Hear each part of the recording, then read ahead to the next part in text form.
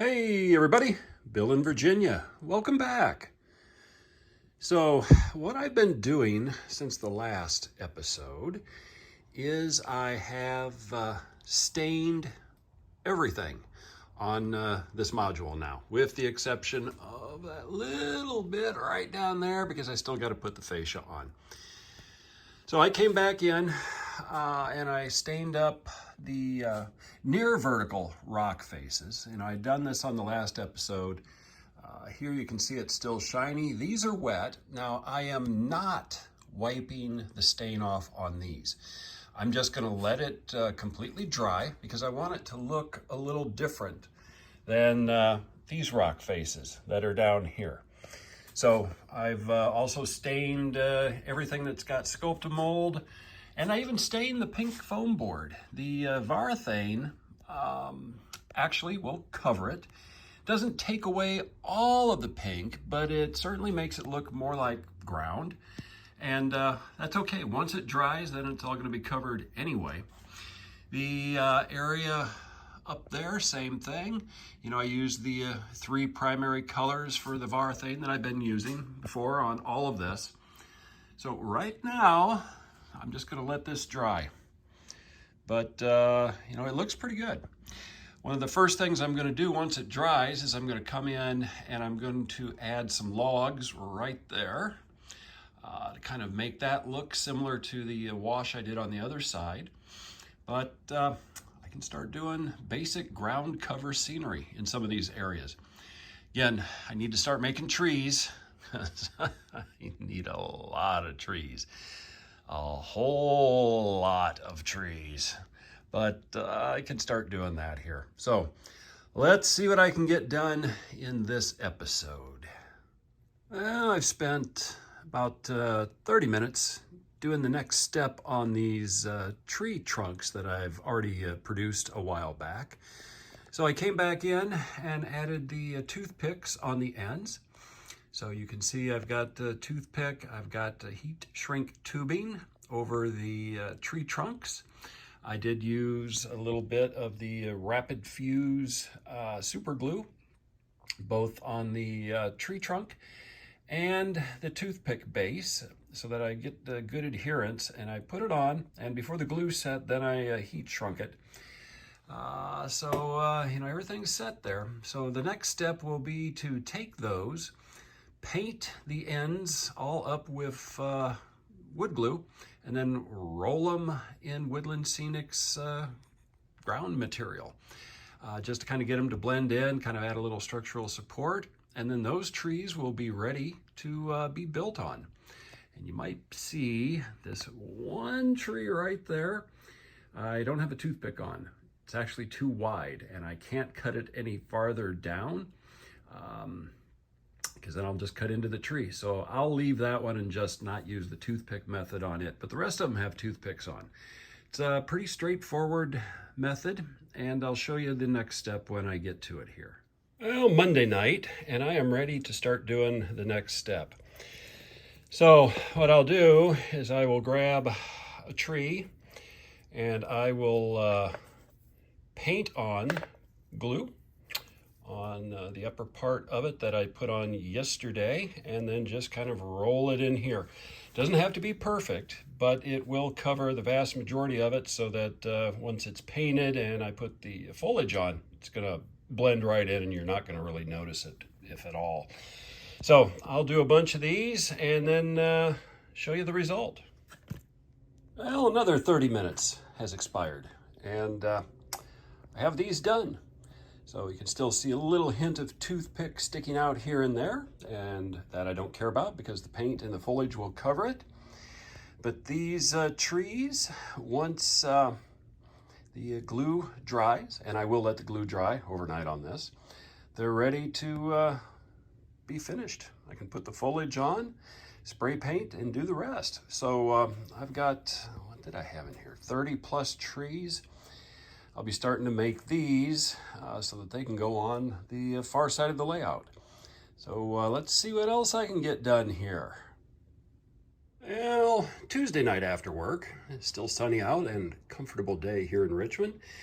I went out to the dead bush that provided me that tree and that fallen tree, and pulled off, actually I didn't have to pull off it, it already broke off a nice size limb, brought it in, cleaned off the little things and cut them to size, and now I've got some nice log loads. There's a bunch more out on that dead bush, and I will do some more cutting, but not tonight. I just wanted to see how it would look, and I'm happy with how it looks. Real bark, real trees, and very lightweight because they are very dry already. So much less weight than the resin tree trunks that came with these Bachmann cars. So I'm happy with that. Now I'm going to get started on the pine trees. And maybe a little bit later I'll dig out the log chains that go with these cars that came in the box. But that'll be coming up a little later. All right, I've got furnace filter material cut, a fairly good sized pile.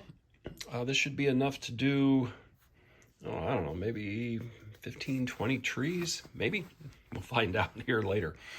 So I will move all of these off of the little work table I've got here. Then I will take a larger one, medium size one and smaller ones, and then try to pull them apart, try to get 3 to 4 pieces out of each. Lay them out on the table, then I can start building trees, and then I'll repeat that process over and over and over until I get through all of this, and then either need more or I've got the trees done for this batch that I'm making. But I'll show you a little bit as I keep going here. I tore up about 6 squares of different sizes, and this is what I've got here. Probably enough to do 2 trees, and then leftovers for another. And I am saving all of the little cut-off bits. I will take these out at some point and spray paint them so that I've got more ground cover. But start putting some trees together here. Let's see how many I can get done. Well, I was pretty accurate. I got 3 nice trees out of that first batch of furnace filter. And I still have a few pieces to start on the next. So I will continue on and see how many trees I can get, and I'll show you more once I get farther along on this. Well, the end of a Tuesday evening. Got 5 trees built tonight. Just been kind of taking it easy and enjoying putting them together. So I'll do some more tomorrow, but we'll see how many I can get done off and on each night this week yet. Well, it's Wednesday, midday, and I can't wait for work to end. I got the box that I shipped myself from Iowa, and it is loaded with materials for the model railroad, or actually I should say the model railroads. There's some HO stuff in there as well as some N scale stuff, and a lot of stuff for the On30. But after work, I will open it and spread it out on the floor because I don't have a place big enough to hold it all, and we'll take a look at what I got. Finally, my work day is over, and I'm out in the garage. And this is the various scales of stuff that I have got at Caboose Stop Hobbies, both from the shows as well as being up there last week. Doing some in-store shopping. So all 3 scales are represented here, HO, N, and O. So real quick, kind of walk through some of the stuff that I got and try to keep out of my shadow here. Some anvils I picked up on the show. Got a lot of anvils, not sure what I'm going to do with them, but they look cool. Little HO building here that I'm thinking I can take and put together and just make it a little O scale type shed. So we'll see how that goes. Nice portable belt conveyor in O scale. Price is pretty decent too. So this can definitely use on the On30 part of the layout. Did get a dozen power poles. I need some for the HO scale, and that's what these are. $4. And it's definitely a Craftsman type kit. With the insulators, the rungs, everything in here. So I thought that was a heck of a good deal. Then over here, some HOs, or not HO, O scale train figures. Got to paint them, but I can do that. Brakemen, oilmen, got to paint those. This little guy already painted, fireman, that's good. O-scale outhouse, so I can put that together. You know, everybody's got to go, and I got a spot for that. A couple of HO cars that I bought at one of the Monday shows. Reason I got them is because from that general area. So nice, you know, handmade little Waterloo Railroad car, old wood kit. You know, it's something just for display. Burlington, Cedar Rapids, and Northern, somebody's created layout, I believe. Nice car, KD couplers on it as well. Looks like it's from an Athens kit. Unbuilt Pennsylvania, which is nice. Coming over here, N scale. Got AB units here, powered and unpowered dummy. So a nice Alco PA.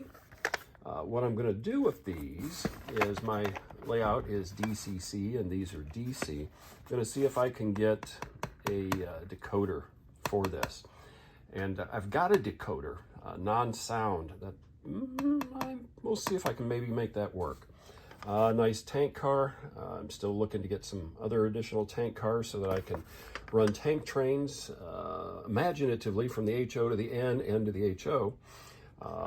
This little guy here, nice little car for the N scale. I like that the hood's up, so I can put that on there. Then some O-scale granite line windows, and then $10 a piece for Craftsman O-scale car kits. Really nice. I've opened them all up. All the parts are in there. Nice wood kits. Give me a chance to practice building as well as then painting. I've got a little paint booth, portable, that I've never used, and I've got painting equipment that I've never used, so I'll get a chance to break those out. Same thing here, Craftsman kit for a caboose. Even though it's a Delaware and Hudson caboose, I can make it a Pennsylvania. No big deal for that. So some fun stuff with that.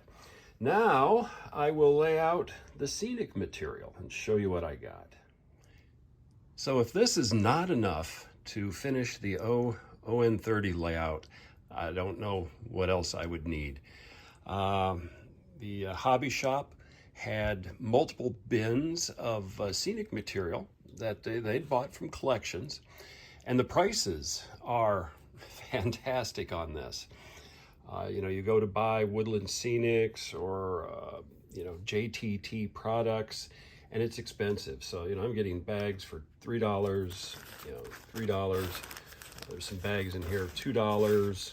They've not been opened. They're perfectly new. They just are new old stock, stuff that had been used. A lot of grass materials. There's piles of this, so that gives you a sense of it. And then also over here, I got some larger stuff, some of the shaker containers, which is good. A little bit of fine turf. I like the color of these. $8 for this one, $9 for this one. So inside, multiple bags. Again, some opened, some not. Same over here. Some of that color, like oranges and apples or tomatoes, I'm not going to use, but there's a lot of other scenic material that are in this, or that is in this, that I'm going to put to good use. So from a scenery standpoint, I got quite the haul. It's definitely worth, you know, spending some time to look through the bins that Carol has at Caboose Stop Hobbies. And, you know, again, I'm a happy camper. I got plenty of materials now to keep plugging away on the layout. So one other item that I bought, and this will be the last one that I'll show from my hobby shop haul, is this, a ready-to-run 080 Indiana Harbor Belt River RC. This was one that they had at the hobby shop. Again, they got it in a collection. Tested it on the O-scale layout that's down in the basement of the hobby shop, and it runs just fine. This, you know, I don't know how old it is, but I'm guessing it's at least 25, 30 years old, if not older. Does not look like it's ever been out of the box. I will be running it on my layout here fairly soon, but I do have to get rid of some really, really ugly couplers. Then I'll run it on my layout. But this was a good deal for me as well. You know, it was probably the most expensive of anything that I bought, but not that expensive compared to what you look at for O-scale two-rail engines. So again, I'm happy with this purchase. So stuff that I got from this last trip up to Caboose Stop Hobbies. You know what? I'm going to have a lot of fun.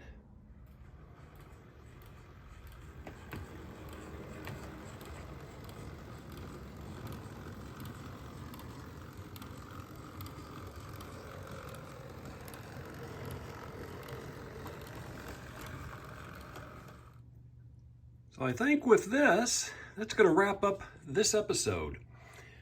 So I will break in the 080 a little bit more. I got to clean off one of my staging tracks that's hidden on the other side so that this can do some through runs and change some couplers.